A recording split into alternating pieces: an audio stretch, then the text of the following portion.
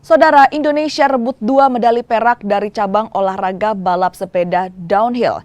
Randy Sanjaya rebut perak dari kategori putra, sementara di kategori putri direbut Rizka Amelia Agustina. Digelar di Khao Keo Open Zoo, tuan rumah Thailand rebut medali emas perdana pada SEA Games cabang olahraga balap sepeda downhill. Metasit Bonsane finish tercepat dengan catatan waktu 2 menit 37,856 detik. Pembalap Indonesia Randy Sanjaya persembahkan medali perak dengan mencatatkan waktu 2 menit 38,714 detik. Sementara Filipina berhak untuk medali perunggu.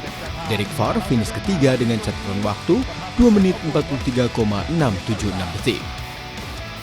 Tuan rumah kawinkan medali emas di kategori putri. Vipa Vidika Bowles berhak emas untuk waktu 3 menit 03,299 detik.